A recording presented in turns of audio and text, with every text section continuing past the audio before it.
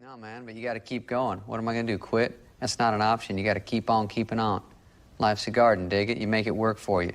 You never give up, man. That's my philosophy.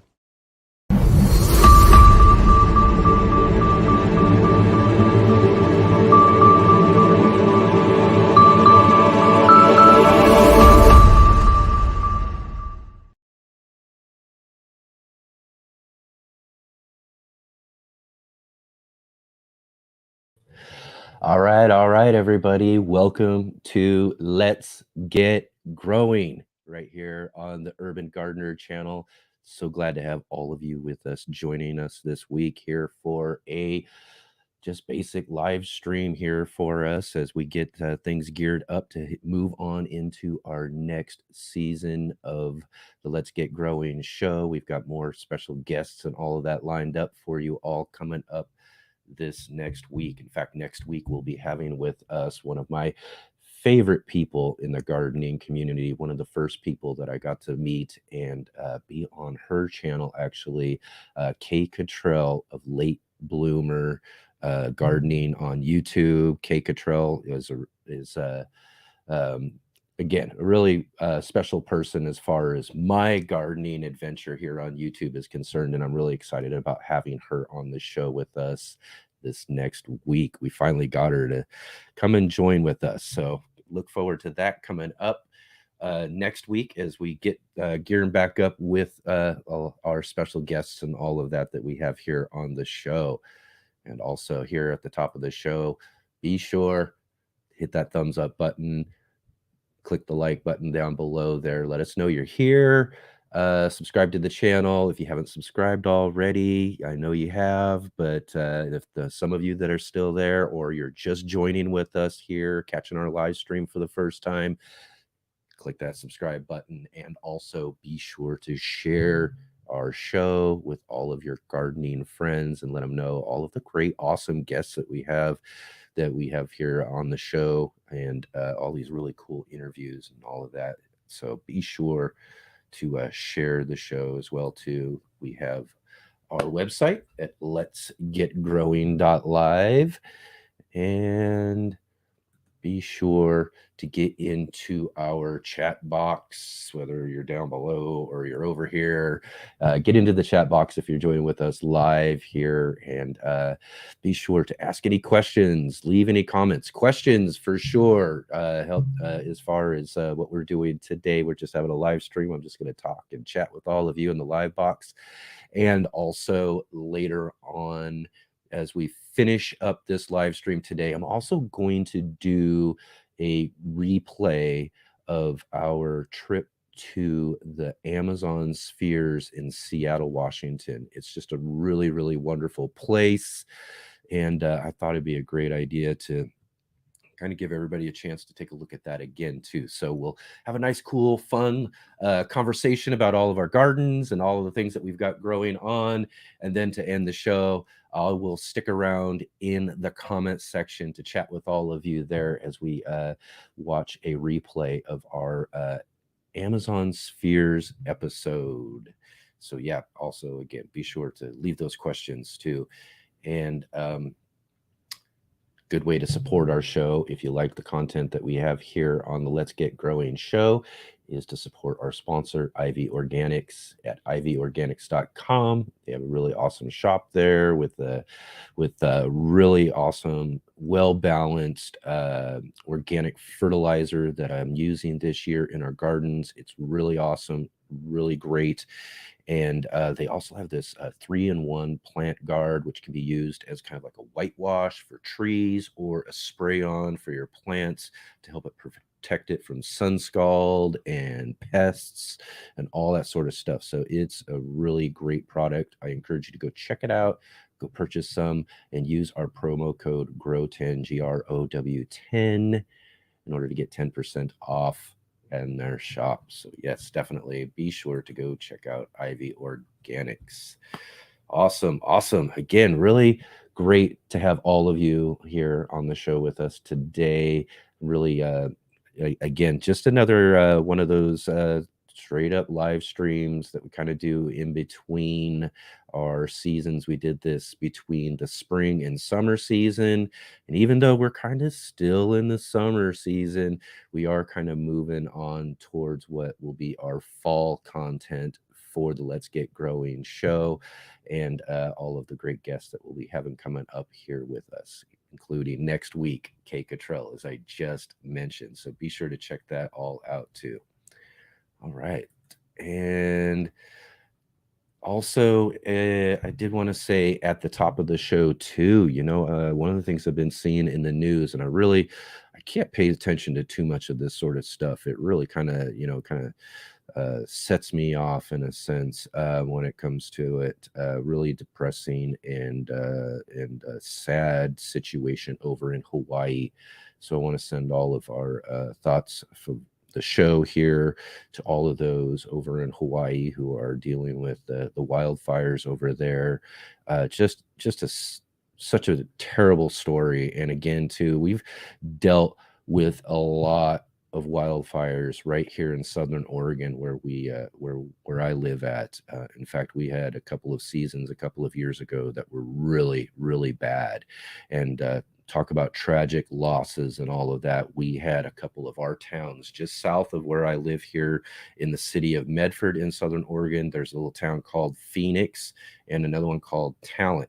Also, Ashland is just a little bit south of that. And just out of Ashland, burning north, was a wildfire that just burnt right through Talent in Phoenix and destroyed so much of the town, so many homes and all of that. It was really, just right there, bearing down on my neighborhood. It literally was stopped maybe just a mile or so just south of me here.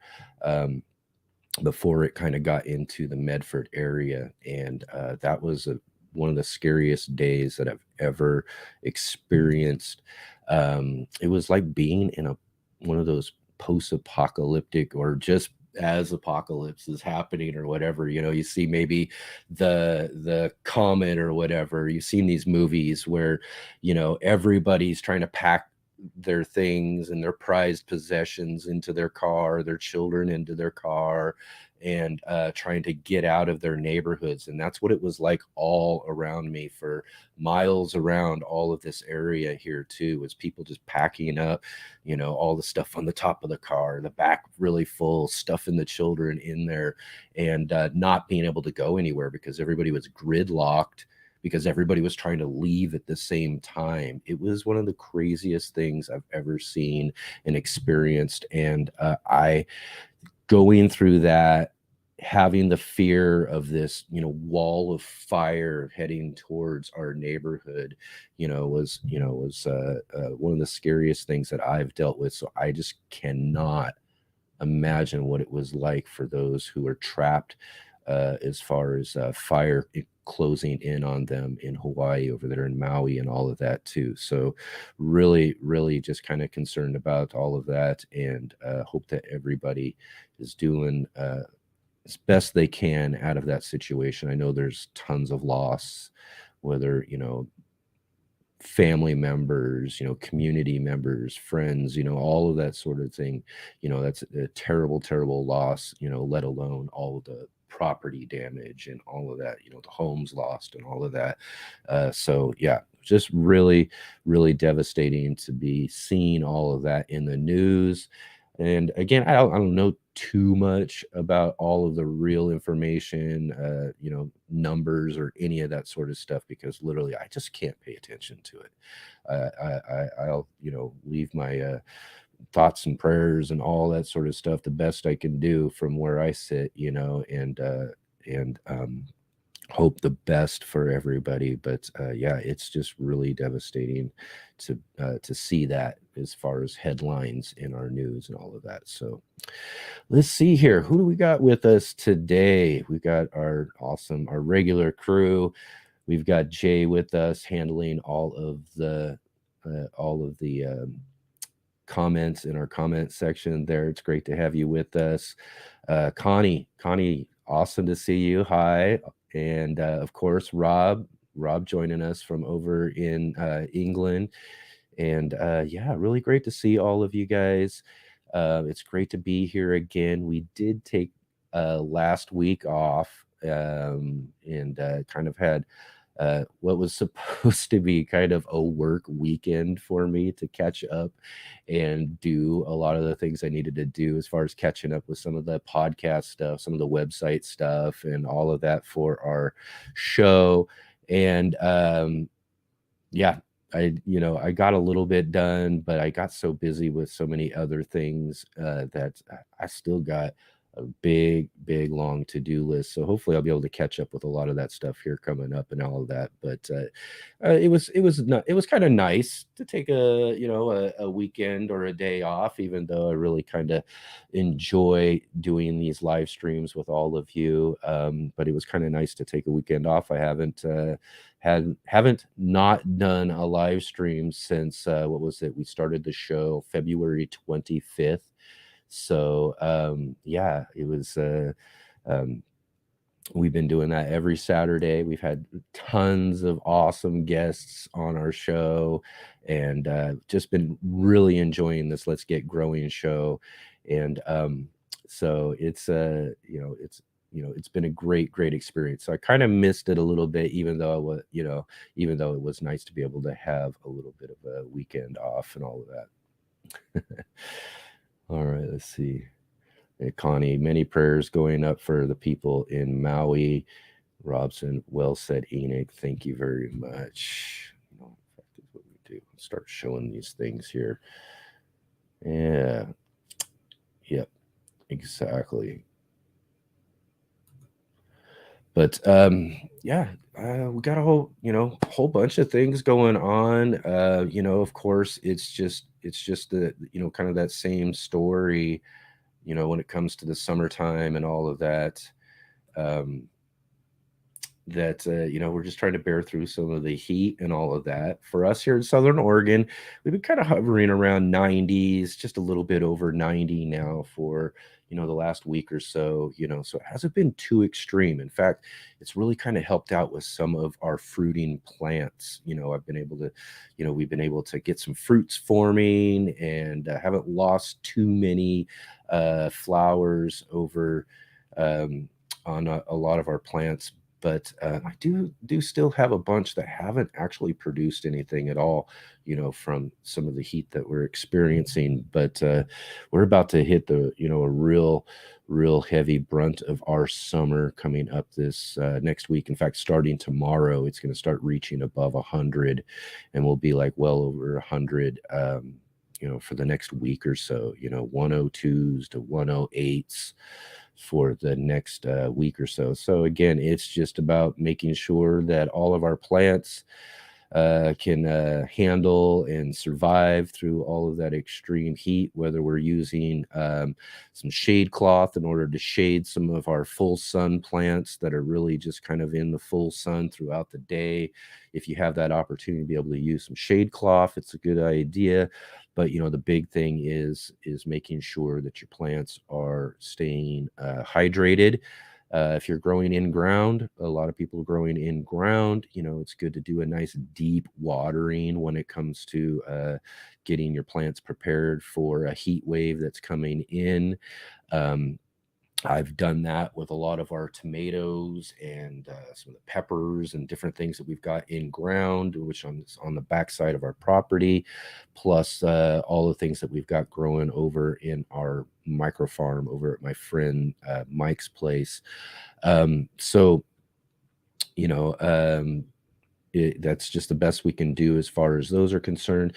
And again, our containers, small space gardeners, those are using limited space. You've probably got a lot of containers in all sorts of sizes.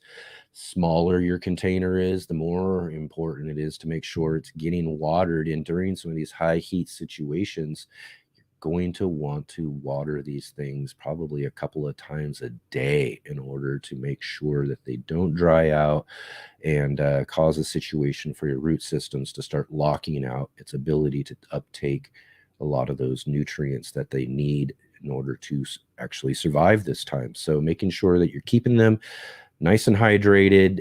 Again, too, one of the things I highly suggest, if you haven't yet had the opportunity to switch over your containers, if you live in a high heat situation, to some of our 5-gallon wicking earth bucket containers that we have that we use here in our gardens, because those really help out big time when it comes to keeping and maintaining a level of moisture in the container itself around the root ball.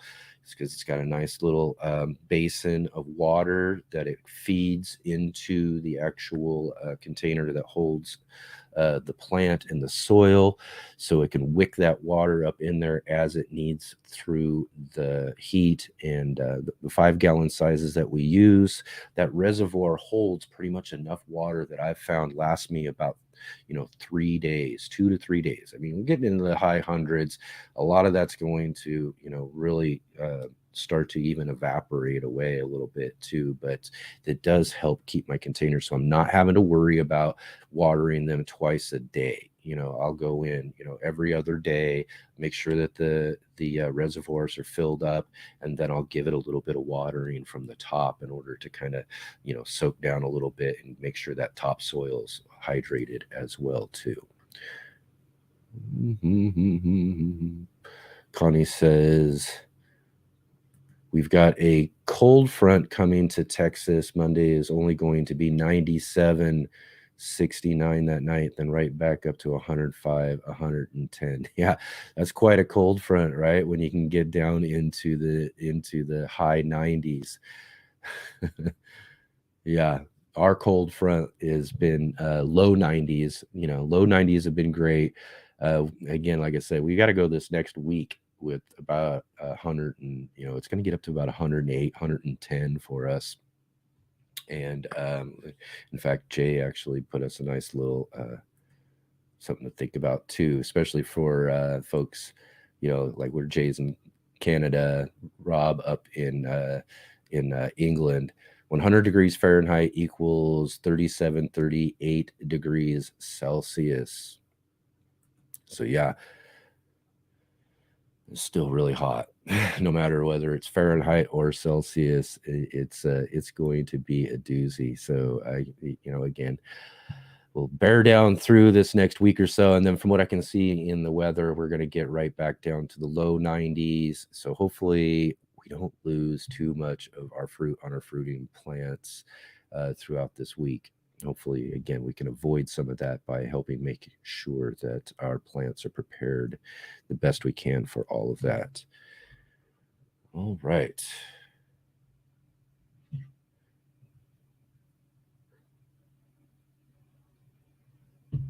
So how's everybody's gardens doing so far?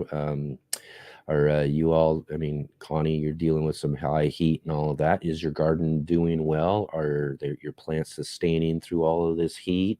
I know Rob and Jay just being a bit north. How are all of your gardens doing? And anybody else watching the live stream right now, jump into the comments. Let us know how your gardens are doing.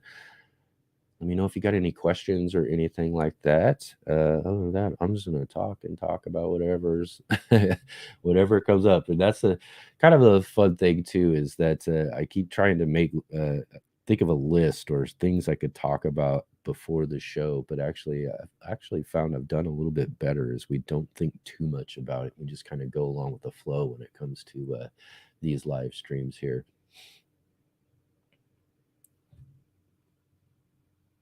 Yeah. Let's see. Jay says, I check weather frequently for many reasons. Today I'm checking for safety too. Yeah.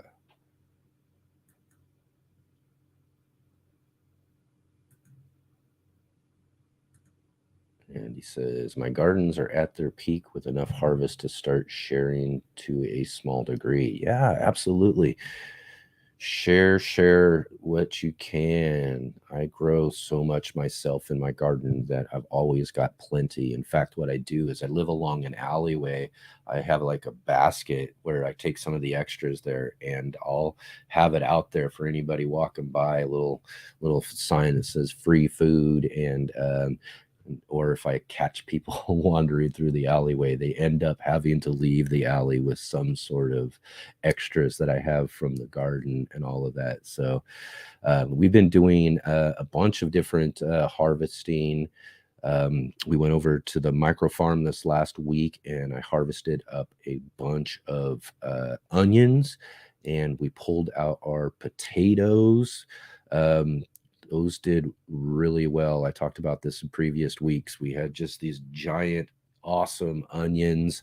So we've been working through all these onions, and it was a good thing. Those things store really well. And so we'll be keeping those, stored up and ready for use throughout the coming months.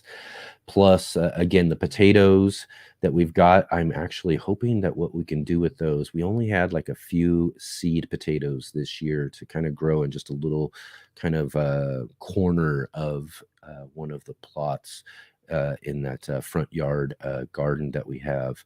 And so, what we're going to hopefully do with the potatoes that we harvested is kind of get those to, get those to sprout over the next couple of weeks, and then we'll be using those again as seed potatoes to grow some more onions throughout our fall season. So we'll hopefully see how well that does. Kind of a little experiment to see what we can get done as far as that goes. Maybe we can get a second onion harvest or potato harvest and have some more seed potato to kind of maybe see if we can't get even more potatoes before the season ends this year. So that's kind of what we're going to do with all of that. We've got beans climbing. I've got some pole beans out in the alleyway that are climbing and growing, and we've replaced our garlic that we harvested a few weeks back with bush beans out there. So those are starting to grow really well. Squash, we've got tons of spaghetti squash and a couple of other different varieties that I think seeds kind of got mixed up in our spaghetti squash seeds. So we ended up growing a couple of different varieties, one kind of like a yellow zucchini and another one that I haven't been able to quite figure out or name or whatever. Maybe it even ended up being a cross or some sort of thing with the spaghetti squash that got mixed in with the seed. From the seed that we got this year. But yeah, so we ended up with like a couple of different kind of I don't know, different varieties that we ended up with in our seed. And I hear that's actually kind of an issue when it comes to peppers. I don't know if anybody's heard about Peppergate right now, but and I'm sure it's I've also saw posts again similar to our squash, other different varieties where there's been several different kind of mix-ups when it comes to seeds that have been sold through different seed companies out there. And it hasn't been like one seed company in particular from what I've read in the several different posts and comment sections that I've seen. It's been quite a few different seed companies that are affected. So I'm sure that they have similar seed suppliers and those sort of issues are coming about. But yeah, hopefully you haven't had to deal with that. I think all of our peppers that we planted this year were all from saved seed that I was given from other people, and that I've had for the last few years. So I just kind of went through some of the pepper seed that I already had in order to grow the different pepper varieties that we grew this year. So I guess we'll have to be kind of careful at what we're looking to grow for this next year. One of the ones that I heard too that was really affected was poblano peppers. A lot of people growing poblano peppers, and I love poblano peppers. And I actually didn't have any of those in our seed that I had for this year's start. So I didn't even get a chance to grow poblanos at all. So I'll be looking for poblanos, and I'm going to have to be careful, make sure that I'm getting them from a good source that's got good isolated seeds to be sure.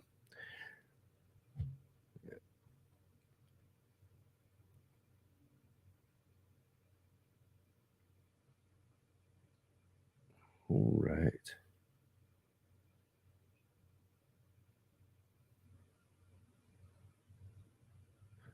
Let's see here. I'm hoping if it cools down some, Connie says, I will at least get some tomatoes for frying. Yes. I mean, that's just one of the biggest issues. I love growing tomatoes. I've grown so when I first started gardening here down in Southern Oregon, which was, 10, 11 years ago, those first few seasons that I got to grow, man, we grew so many different varieties, had so many awesome, delicious tomatoes growing out of our gardens. And just, because of this heat and because of the situation that we've had, with the weather and all of that here over the last several seasons, our tomato production has just really gone downhill and isn't really the best that it used to be. And I don't know, it is one of the bigger bummers. And especially for a lot of people who already live in areas, where it's really hot already, and has been for, years prior to what I've been experiencing here. That's just got to be one of the worst things to see all of the tomato flowers and young fruits shrivel off and die during some of this heat. I've just seen so much of it lately that over the last few seasons that it's just really disheartening when it comes to tomatoes. I mean, this again, it's one of our favorite things to grow if you're a gardener, is growing tomatoes.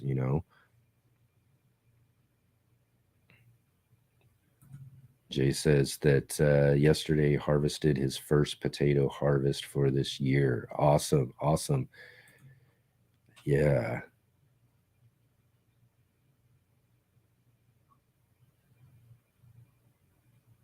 And Connie says, I planted some late summer squash and they are covered with small squash. That's awesome. Yeah. I mean, the plot that we have where we got all of the different squash I was mentioning, the spaghetti squash, this yellow zucchini like squash, and then this other vining type of squash, the zucchini squash being more of a bush type that's growing out of there. And then this other one that we've got, there's just tons and tons of squash coming off those plants.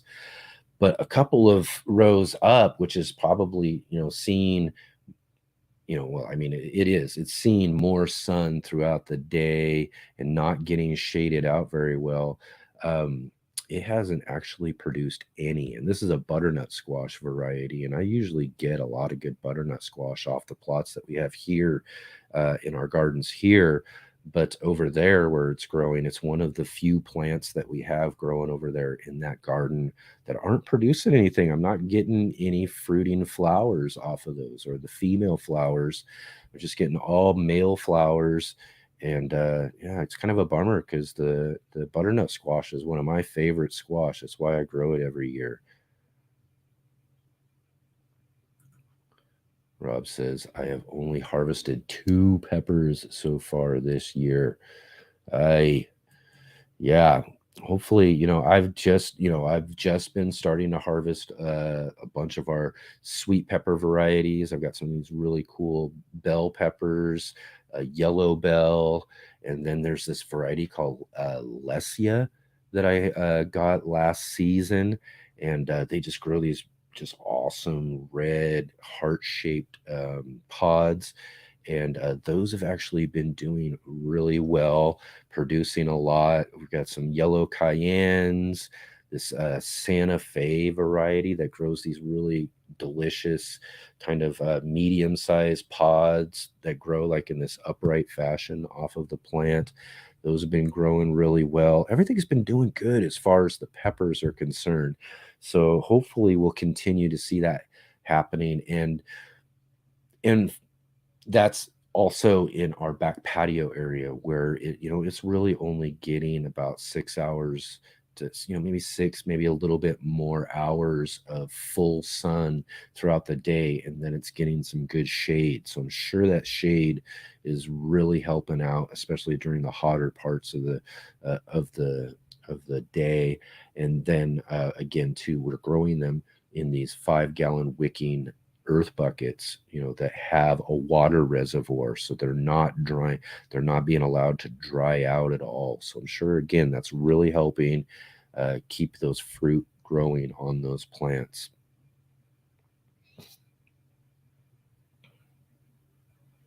Awesome. Looks like Jay put a link to Peppergate up there.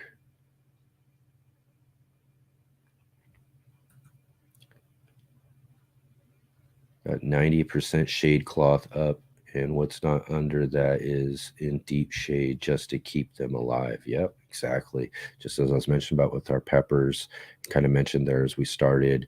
If you got shade cloth, it's a great way to make sure you're really helping these plants that are in full sun throughout the day.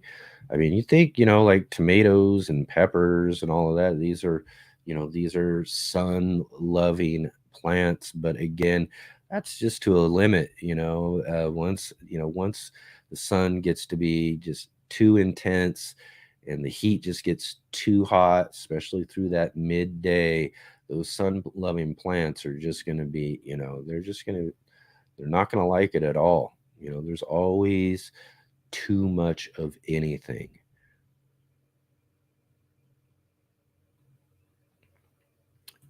So we got Joe there. Hey, Joe. Awesome. Great to have you here in the live stream. Thanks for joining us. Thanks for getting into the comments section there. Again, thank you everybody for coming in and hanging out with me again this Saturday for today's live stream. And again, as I mentioned earlier at the start of the show, today's live stream is just, we're going to just have a little conversation. We're on kind of a little bit of a break from the regular show with all of our guests and all of that. We'll be getting that started back up this next Saturday, 11 a.m. Pacific Standard Time, with our guest from Late Bloomer on YouTube, Kay Cottrell. So Kay is really awesome. And I can't wait to have her on the show this next week and catch up. It's been a while since we've gotten to talk. Kay was one of those first people that I got to meet in the YouTube gardening world. And we met at the first National Heirloom Exposition that I went to. And after that, she invited me down to her place that she had down in Los Angeles. She lived in Los Angeles, and she had this really amazing front yard garden. It was just one of the best uses of space that I've seen to date when it comes to growing in a front yard garden. And it was again, it was so awesome to have her invite me there to interview her. It was one of the first interviews I got to do for the channel, and one of those first interview videos that we did. In fact, if I can, I'll try to think about maybe putting a link down, or definitely we'll have a link in next week's video if you come and join us for that conversation. Also, after that, on my next trip down to Los Angeles that I took, she came and joined with me for a discussion on Nick Fedorov's Things Green radio show. And we had a really cool conversation and all of that. In fact, I'll try to remember to put links for all of these different things in maybe even in this description as a little bit here as I get some moment to do that, and you guys could check that out. You also go to some of our feature videos playlists on our YouTube page here and check out those different interviews. Check out some of the other cool visits. I mean, we've done some really awesome visits with different people, and I'm really, really looking forward to be able to get that going here again coming up.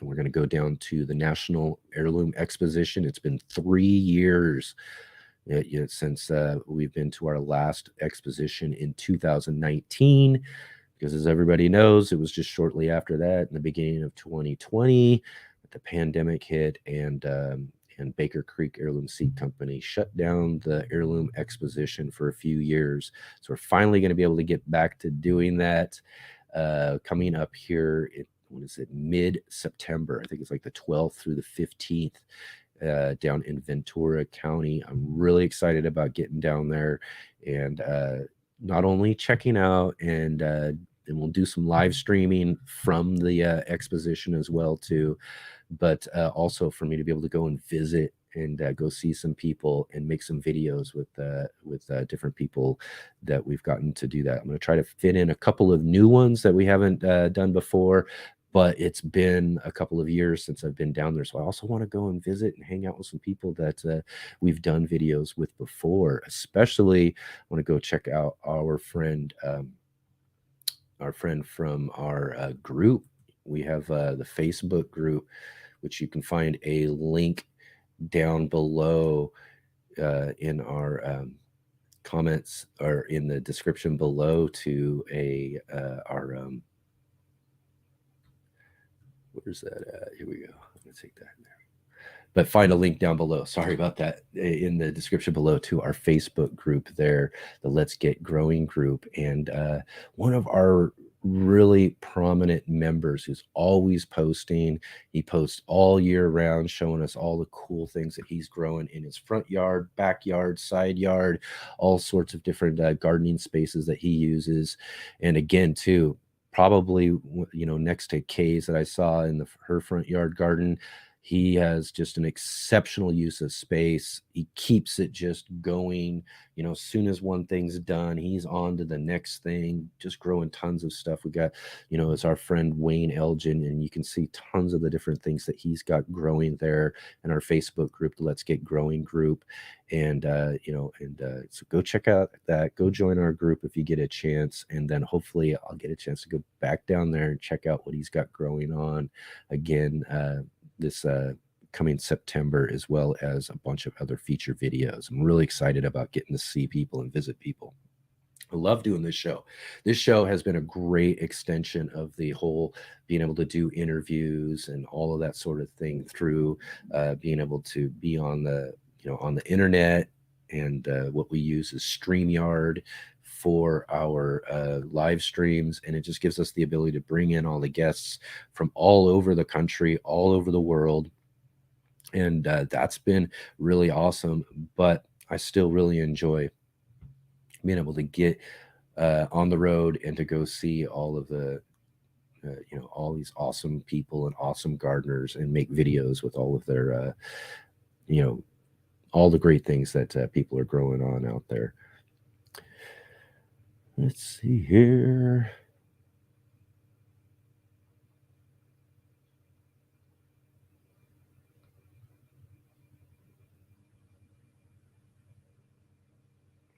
Joe says that his brandy wines are pumping. Awesome. That sounds great. I'm glad that you're getting those. I mean, just pink brandy wines at that too. Delicious. That's awesome.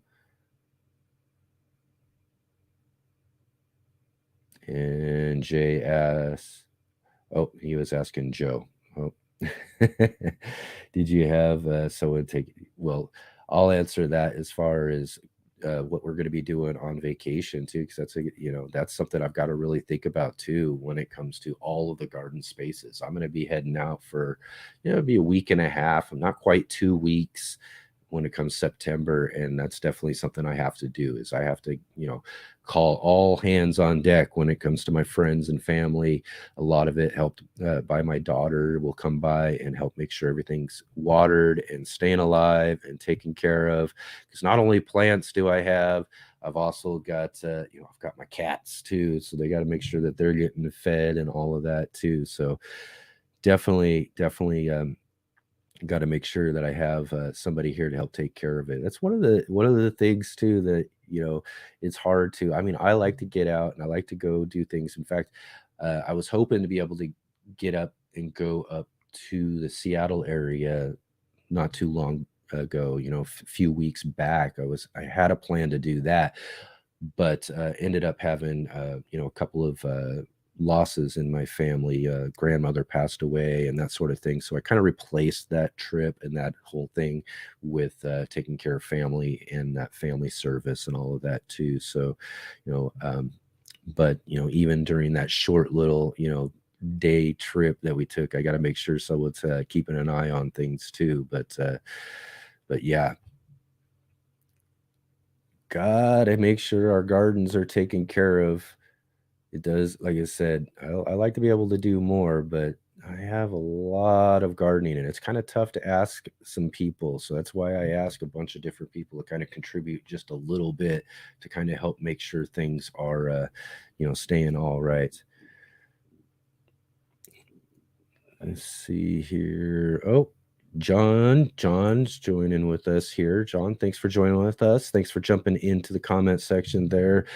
Peppers and tomatoes love the temperature above 50s. Yep, perhaps more than the sun. Both does better with some shade cloth. Yes, again, too.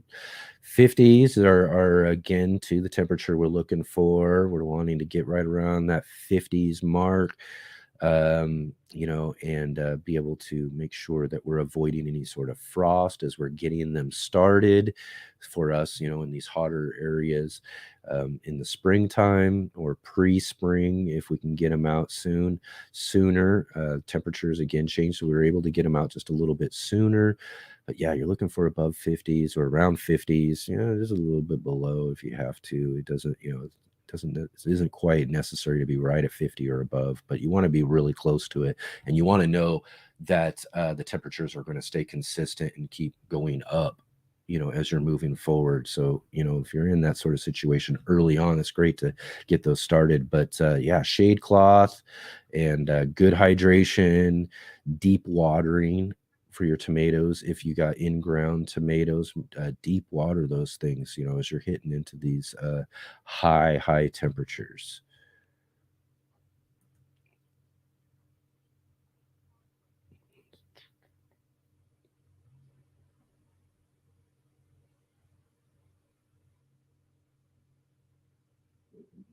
Okay. Awesome. Let's see. Also, I may have took a break from our show this last Saturday, but this last Tuesday, I was actually invited on to another channel and did a live stream too. So I did put a link for that down in the description below for all of you to go check out if you want to after the show, if you're looking for something to check out. Or yeah, it was with Ryan at Heavenly Hills Homestead, and we had just a really great conversation. Got into the importance of growing your own food and diet and different things like that. Growing big giants. We talked about my giant radish I grew a couple of years back, and all sorts of stuff. It was a really great conversation, a really nice live stream, and so yeah. I encourage you all to go check that out if you want to hear just a little bit more. It's kind of a little bit of a different situation, for instead of having me doing the interviews when we have people here on our show, kind of a different situation when you can go and check out someone else's live stream on their channels, or some of these other podcasts and things that I've gotten to be able to do more of this year, and have others interview me and ask me different questions. And again, just a really great conversation is what it was too. We talked for quite a while about all sorts of different stuff, and yeah, really great conversation. So go check that out. Again, I did put that link down below for all of you to check that out. I know Jay was there with us for the conversation. Oh, Brampton Gardner, good to see you. Thanks for joining with us here for our live stream this week. It's great to see you all here. It's great to see you all in the comments section. And again, too, love to see that everybody gets a chance to say hi to each other, and we can have this conversation again too here in just a little bit. I did mention this at the beginning of the show too, that we're going to kind of end with a replay of my visit to the Amazon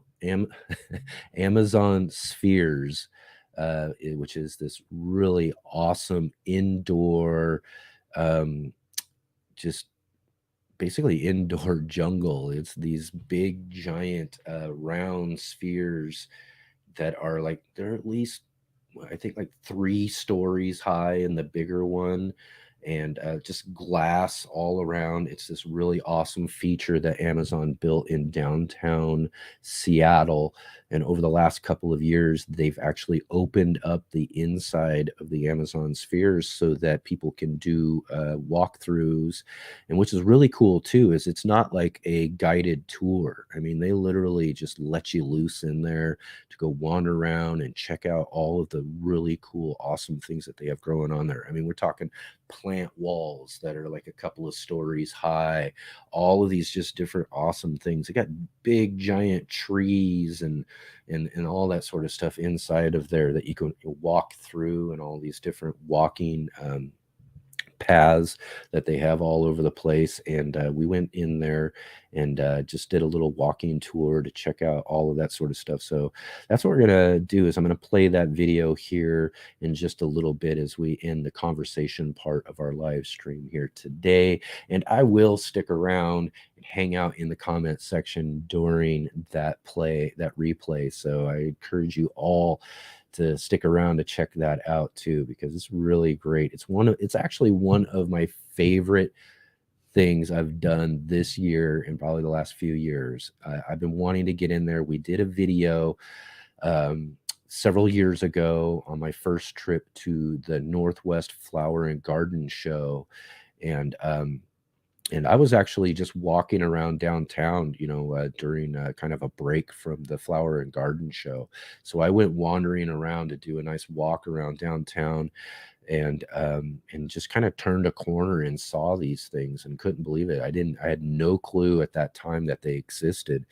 But again, as I said, they didn't allow for people to do any sort of walkthroughs when it comes to those areas and all of that. All they had was like this visitor center down below at the bottom of it. They called the understory, which kind of explains how everything's put together, shows you examples of the plant walls and how they plant the plants in the plant walls, the structure itself, how it's put together, and they have like some video stories and all of that about how it was. So after getting in there and getting to check that out and see that, I was just itching to find some way to get in there to do a video tour of the inside of these spheres.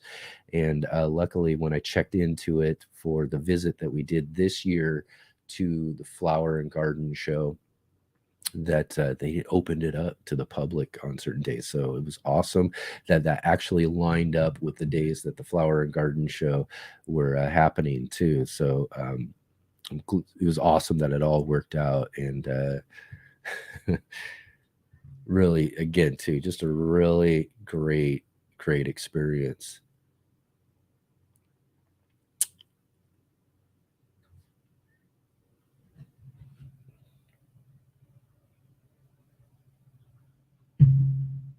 All right.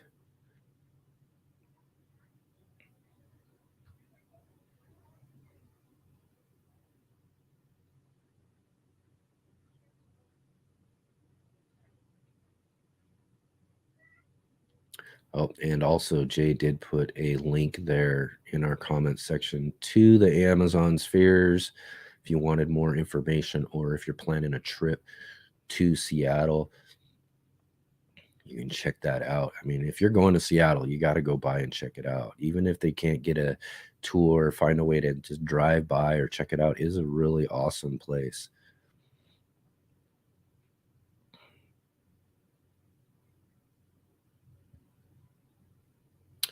Okay. It's great. Awesome. I love seeing everybody having a fun conversation on their own too in the comments section. Again, too, thank you everybody for joining with us here this week. Let's see. I'm trying to think if we got anything else that I'm trying to think of. I got, we're just doing a bunch of harvesting, as I mentioned. We were taking a lot of things out, trying to replace them. Oh, in fact, what we've been doing and working on this last week and is starting out seeding for our fall garden. So I mentioned kind of how we're going to take the potatoes that we harvested from the first part of the season. We've taken those out of the plot. We're kind of set them aside somewhere in a nice, kind of a cool, dark place. And what we're doing is trying to encourage the eyes to form for these potatoes to sprout. And hopefully in the next week or two, those will sprout for us. And then we'll be able to use those potato seeds for more growth, because we only had a few potatoes. I only had a few potato seeds to use this year. So we grew a bunch of potatoes from them, and we're going to try to take all of those, seed those out so that we can grow a whole bunch more plants in our fall garden. Never really tried to do, I mean, several years ago when I was doing some in these large containers, I was using large storage containers, which, worked out all right. I had off and on seasons with growing them in the containers, but there's nothing like being able to grow potatoes in the ground. We have the opportunity to do that at my friend's front yard garden plots that we have there for our little micro farm. So we're going to try to do a second growth of potatoes, in our fall garden season. So hopefully that works out well. Like I said, I haven't necessarily tried that. I wasn't necessarily successful with it when I tried in the containers. So we'll see how well it goes by doing that in the ground this time around. But we got tons of potatoes out of the handful of seed that we planted out this spring. So hopefully we're going to get bunches of them to harvest here in a few months after they grow in our fall garden. But we're also setting up all of our different brassicas. We're going to try doing that. We'll be direct seeding carrots probably here. I'm going to wait until after this bout of hundreds, and then I'll probably start trying to do carrots again for our fall season. And then when it comes to, say, lettuces and greens and things like that, we will probably wait until maybe the beginning of September as it starts to hopefully, start its fall. The temperature starts to fall towards fall, and then we can start seeing some cooler temperatures, because I definitely don't want anything just burning out, especially small little seedlings and all of that too. So getting all of our bigger brassicas, all those sort of things. One of the things that I do, so I grow the onions. We did a really great job with onions this year. Not just in the front yard garden where we picked some of those really big ones, but I actually got some decent sized ones right out of the garden that we have here at home. But one of the things I like to grow for fall time, which I found works the best when it comes to growing leeks. So that's one of the things we'll do is we'll grow leeks. I've got some of those seeds that we're getting started up.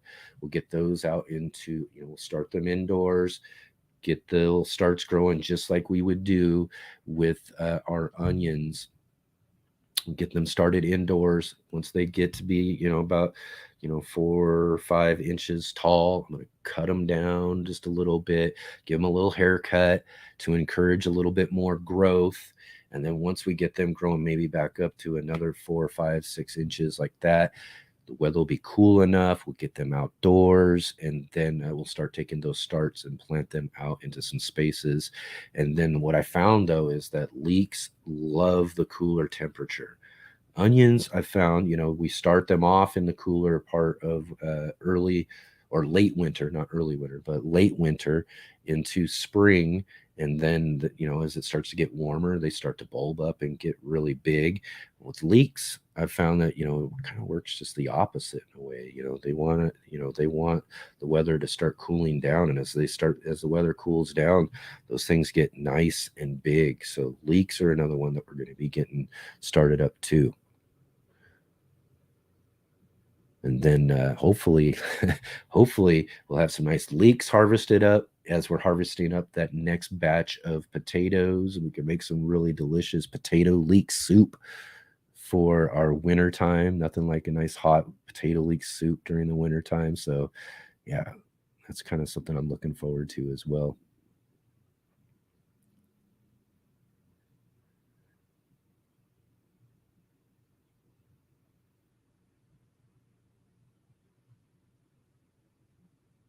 Okay.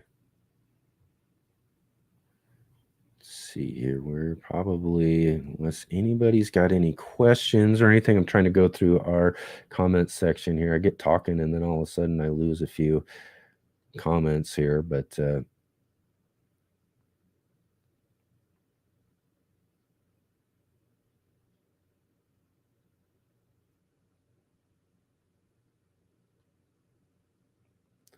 see here. Actually, I'm gonna put this one up here.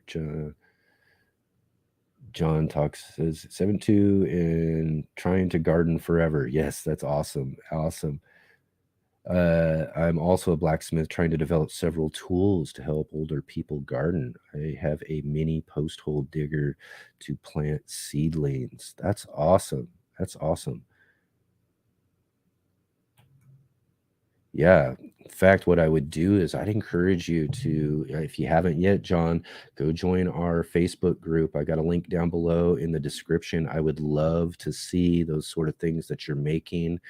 And those tools that you're doing. If you check out our Facebook group, I'm sure there's other people in our group who would love to see those sort of tools that you're developing there. It's a great place to be able to share some of that and kind of show off some of the things that you're doing in your garden, as well as some of those tools. I mean, if you're thinking of some cool things that could be helpful to people, then again, I'd love to see you share that.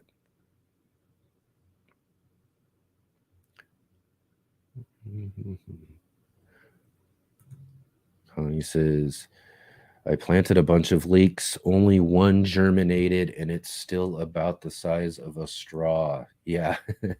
That's what here's the thing. That's what I found when it came to growing leeks. I would start my onions and I would start my leeks at the same time. I did this for several years.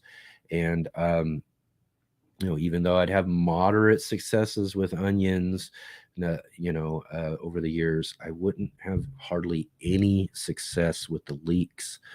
And one year, I just instead of pulling them out and giving up on them when it came time to harvesting my onions, I left the leeks in the ground and just left them there. And when the season cooled down and we started going into fall and towards winter, and it started to get cold out, man, those leeks just they grew and they got. I mean, I ended up with these big giant leeks, um, and it was the best leeks that I had grown. And actually, I've only grown them one other time since. I just because I changed that up. I noticed that they got big during that time. So the next year I switched it up and did what I was saying here, is that starting them with my fall garden seeds, and just kind of did the opposite of what I did with my onions, and found that we we had the same similar type of success with those. So that's what I do. And one of the other things that, as far as a tip for leeks, if you're growing leeks, the best part of the leeks are the white part, just like the onion and the onion bulb. You want nice tall and big white sections at the bottom of your leek plants. And the best way to do that is to I take like a broomstick, the end of a broomstick at the top of, and I push it down about into the soil about 4 to 6 inches. And you just kind of make your holes and divots about 4 to 6 inches, wherever you're going to put each of your leek plants. I space mine about 6 to 8 inches apart. You could probably get away with getting them a little bit closer to, if more limited in space. I would say probably no closer than about 4 inches. But you make this divot in this hole, and then you take your starts. As I separate the leek starts that we started indoors, and they're about, at this point, again, 5-6 inches tall. Then I take those and we drop them into the holes, but we don't bury them back. We just drop them in the hole, and down in there, those roots will start to grow. And then eventually they're slowly going to, as they're growing, the soil and all that's going to slowly kind of fall in on the holes, going to kind of collapse eventually. And then those leeks will, start growing, and it gives them the better opportunity to have those big, long, white sections of the leek. So that's a really great tip, and found that that worked really well when I did that growing them.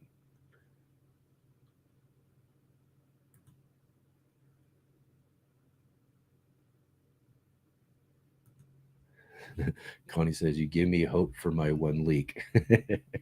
Well, here's the thing: you got your one leek. Keep growing that one leek. But my suggestion is, if you got some seed or anything, start some seed about now. And again, like I said, grow right along with me for a fall crop. Find a space, in your fall garden for for leeks there, and see how well they do growing. As you're growing towards the winter time. So you'll have your one leek that you've left from your earlier season, and then have a bunch more leeks that you can start right now too.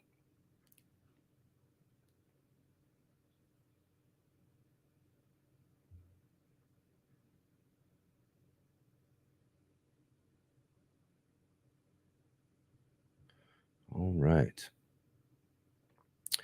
Well, here we are. We're about the hour mark where I wanted to get this other video started. Um, but again, too, I really want to thank you all for joining with me this week for our live stream here, um, for the Let's Get Growing show, as we're kind of getting ready to gear up for our fall season of the show. Again, I mentioned we got Kay Cottrell joining with us this next week as our featured guest.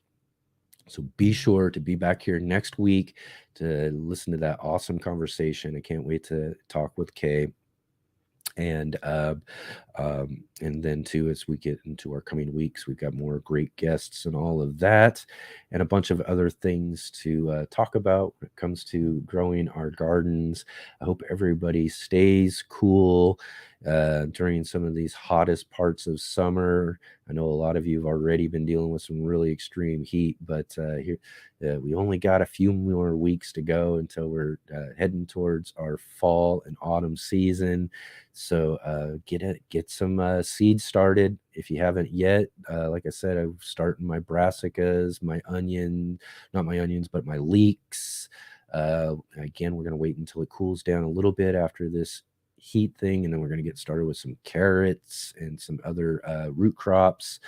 And then as we get towards September, we'll start putting in some greens and spinach and all sorts of different things. I'm really, it's probably one of my favorite gardening times. I mean, I love the summertime. I'm actually a person who loves the hot weather. I really do. The plants maybe not so much, but I really enjoy the warm weather. But my best and favorite time in gardening are during those cooler ends of the seasons, when I can get all those greens. I mean, I love salads, and I love fresh salads from the garden, fresh carrots and root crops and all that sort of stuff. And hopefully, like I said, I haven't done too much as far as brassicas in the fall garden, so it's going to be a new kind of experience for me this year. So hopefully, we're going to see and have some successes when it comes to all of that, And yeah, so again, let's see here. Oh, he's got one question just right on there. Actually, I'm going to say this right here too. John Jude says right there, it's one of my biggest things. We never quit learning, no matter how much experience in the garden we have. If you're not learning, you're not gardening, because we're always learning new things. There's always new things to learn when it comes to growing in our gardens and all of that. And Jay also asked again too, first time growing fall brassica starts, any tips, direct sow? For me, in the hot temperature, I won't be direct sowing them. I will be starting as we already, I mean, I've got all my tray ready to go. I've sorted out seeds. So this is my project I'm kind of currently in the process of doing right now. I have a light station, a seed starting light station that, it's a seed starting microgreens kind of light station that I have. And we'll be starting all of those brassicas indoors. We'll get them started, get them growing, get those lights really down low. If you're growing indoors or starting things indoors, make sure you got them lights really down low and close to your seedling sprouts as they're sprouting up, so that they're not getting all leggy and pushing up too high, reaching for that indoor light.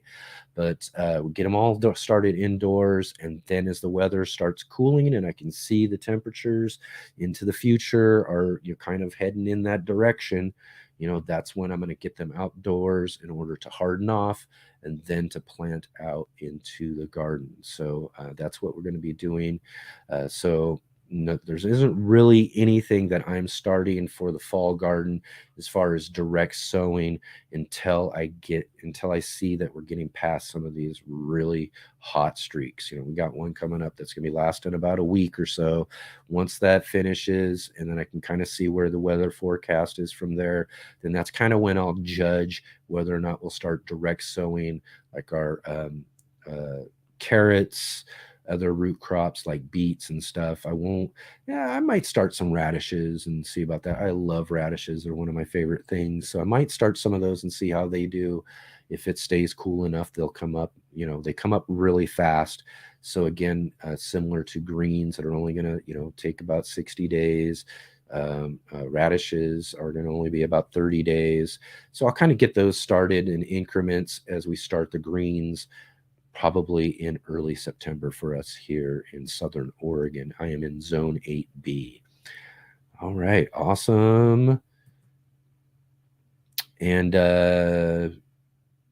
again, thanks everybody. John, Jay, Joe, all the Jays, Connie, Rob, everybody. Awesome that you're here.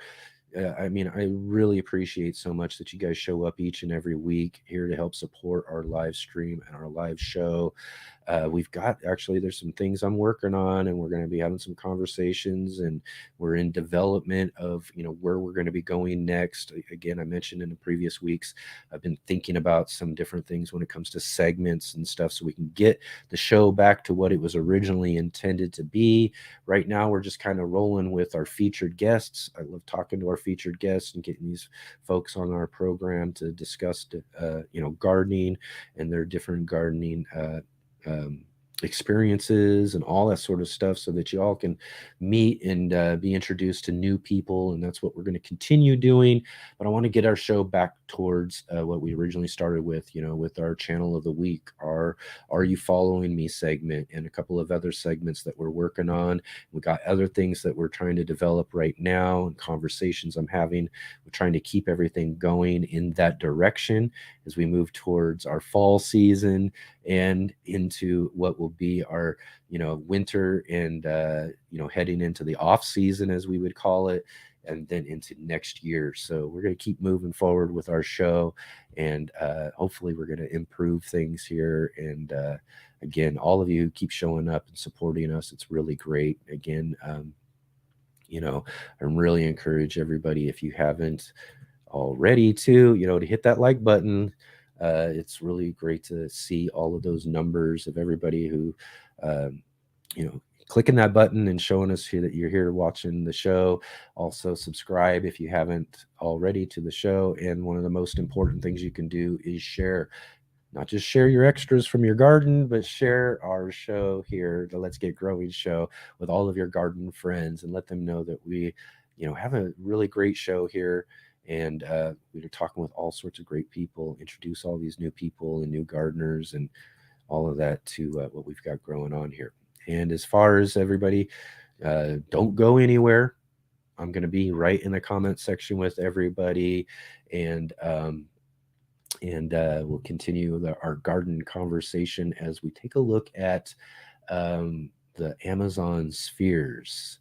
So we'll play that video here in just a moment. Again, thank you everybody for joining with us, and be sure to be back here next week, next Saturday, for our interview with Kay Cottrell.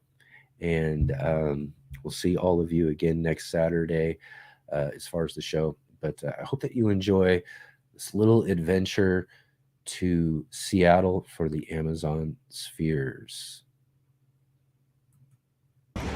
So, all right, everyone, here we are in downtown Seattle while I'm at the North Garden show. I wanted to get out and check out the Amazon spheres. We did a video a few years back, one of the last times I was in Seattle, and checked it out. But at the time, we could only go into what they call the understory, basically their visitor center.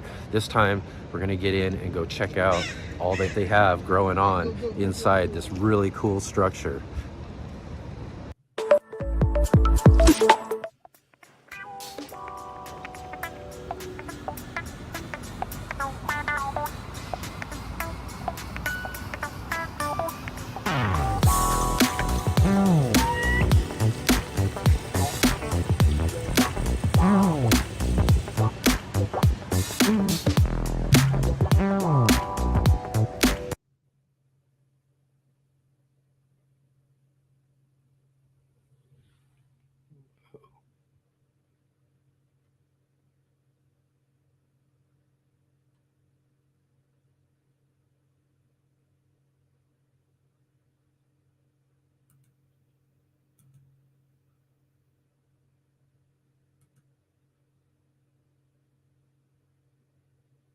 Mhm.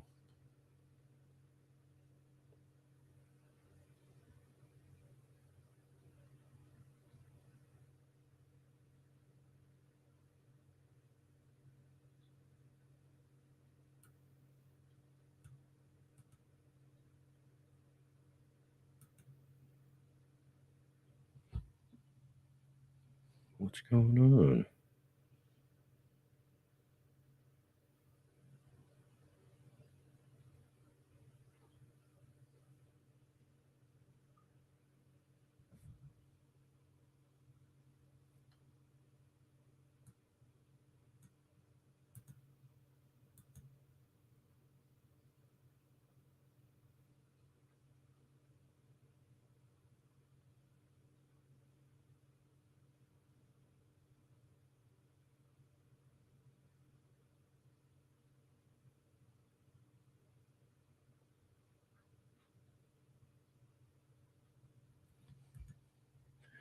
All right, real quick here. I don't know what's going on.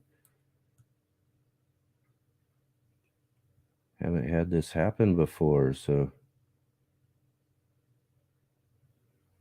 might be our connection. I'm gonna try to see what we can do here to get this started up again. Again, sorry everybody. I'm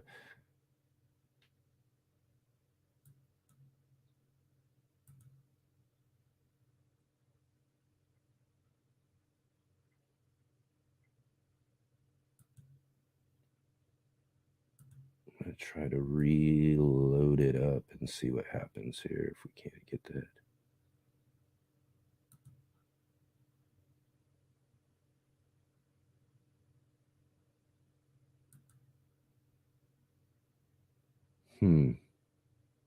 We might just be in. We might not be able to play this. I'm not sure what's happening.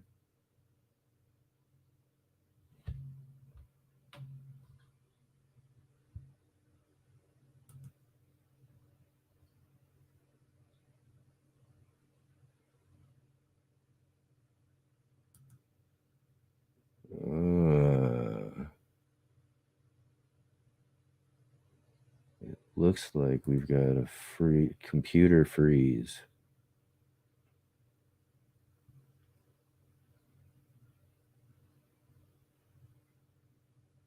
I'm not sure if we're going to be able to do this.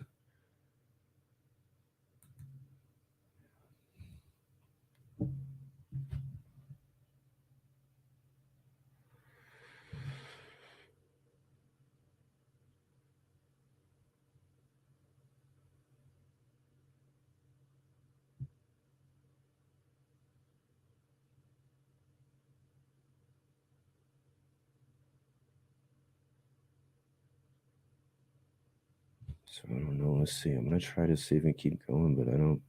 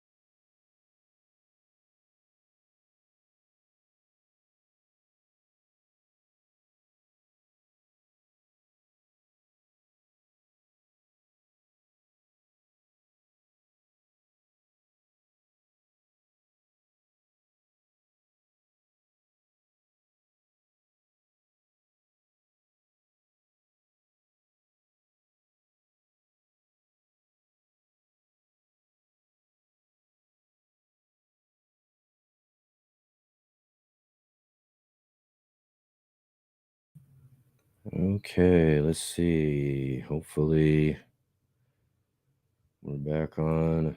Hopefully this will work.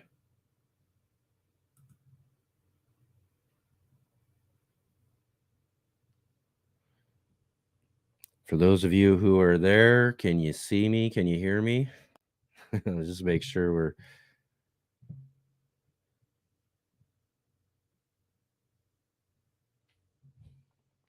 we'll give it one more try and see if it doesn't freeze on us again here. Just as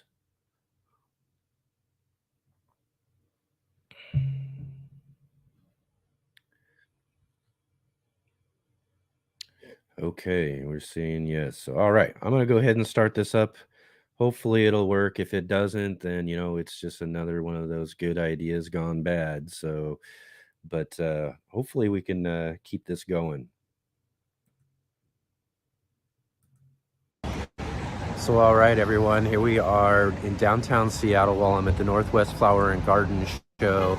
I wanted to get out and check out the Amazon spheres. We did a video a few years back, one of the last times I was in Seattle, and checked it out. But at the time, we could only go into what they call the understory, basically their visitor center. This time, we're gonna get in and go check out all that they have growing on inside this really cool structure.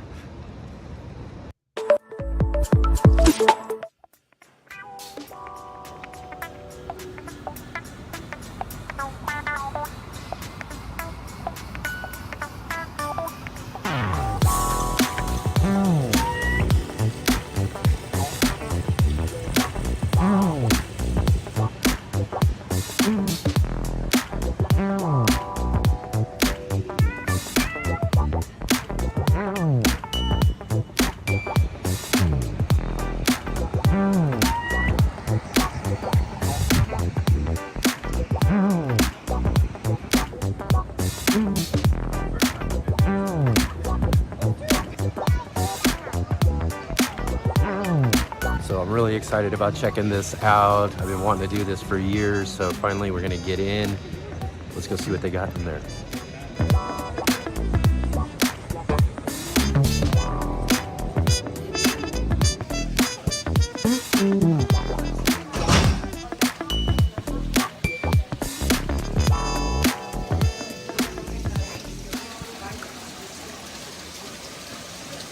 Right off the bat, check out the water features here.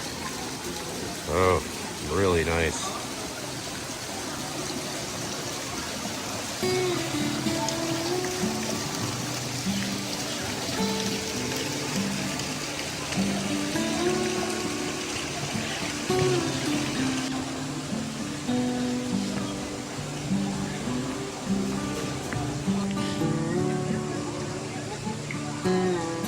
Wow. Amazing, look at that.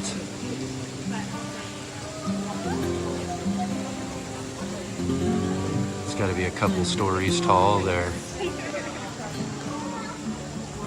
And we're not touching any plants, but I'm gonna try to get in there.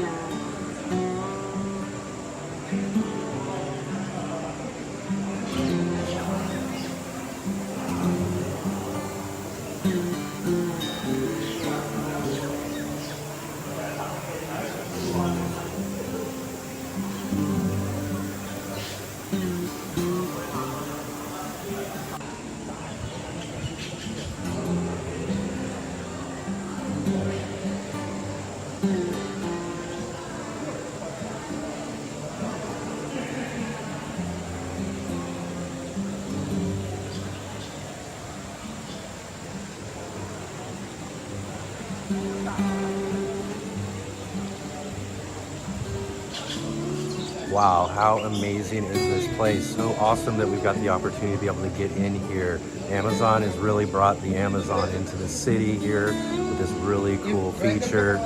So many awesome different plants and varieties. I can't even name most of them, but it's just really beautiful to see. I hope you're enjoying the tour.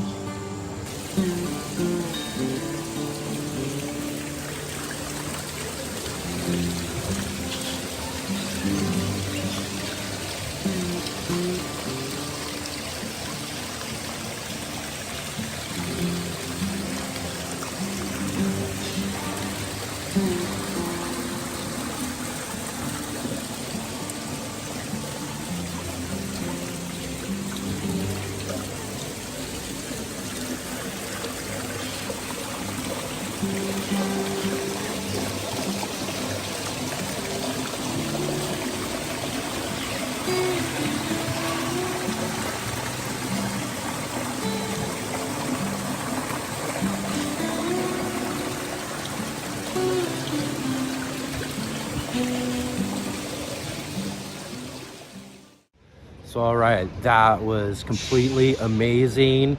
Really glad that we had the opportunity to be able to get out here and check out the Amazon spheres. And if you want to see our previous video we did a few years ago in the understory, which kind of explains and shows a bit how the place is built and how some of those plant walls are put together, I'll put a link down below to that previous video for you all. Thank you all so much for joining with me. Oh, remember, give this video a big thumbs up and recommend it to your friends. Have them check out this really cool tour of the Amazon spheres.